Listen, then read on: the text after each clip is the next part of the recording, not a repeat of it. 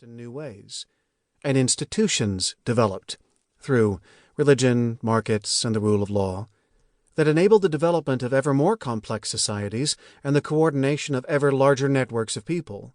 This is the process that brought us to the modern economies and societies of the 21st century, even as our pre-modern tribal instincts continued to structure modern life.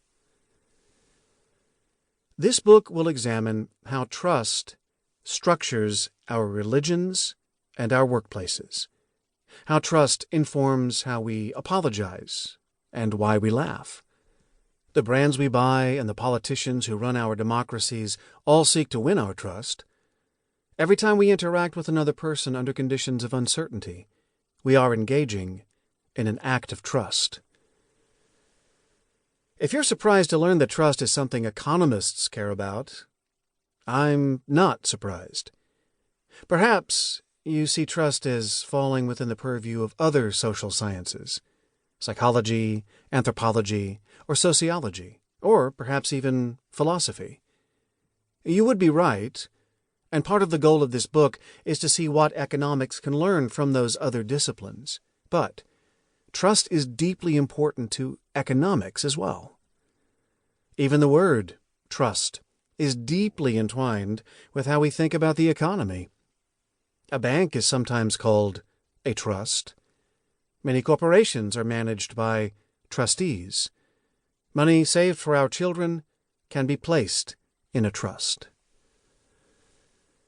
At the introductory level, economics professors like me tend to portray economic actors as faceless and impersonal, but this is merely a useful fiction, in the same way that physicists assume frictionless surfaces, that we eventually relax as our economic concepts and principles mature. These days, economics recognizes that only rational fools would neglect the importance of relationships in structuring interactions within the modern economy.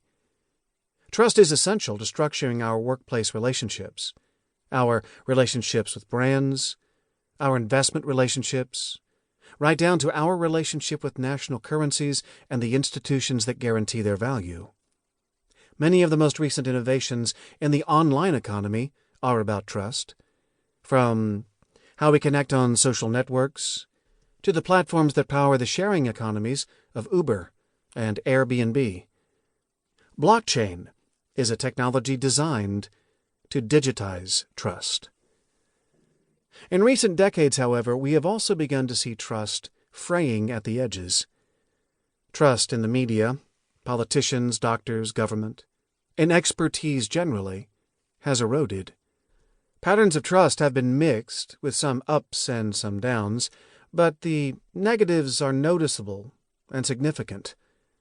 This book looks at the causes of these trends and what economics can do to help mitigate them.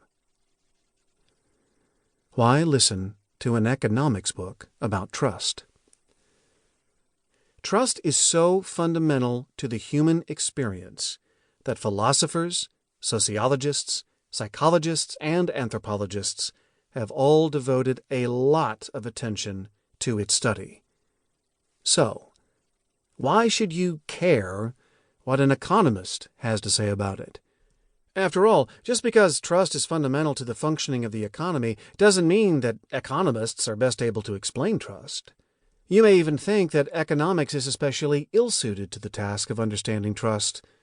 Economics is about transactions and money, numbers and figures and rates. It makes sense that your first instinct might be to distrust people who seem to care only about money. To an economist, however, economic science is about more than just making money. It's about making choices. You may have read or heard that economics is about scarcity. Economists use this term to remind us that every choice we make requires trade-offs. At least, all the interesting ones do. If we lived in an Edenic paradise where all our desires were taken care of, then we could all have everything we wanted. Scarcity reminds us that resources are finite and that choices must be made.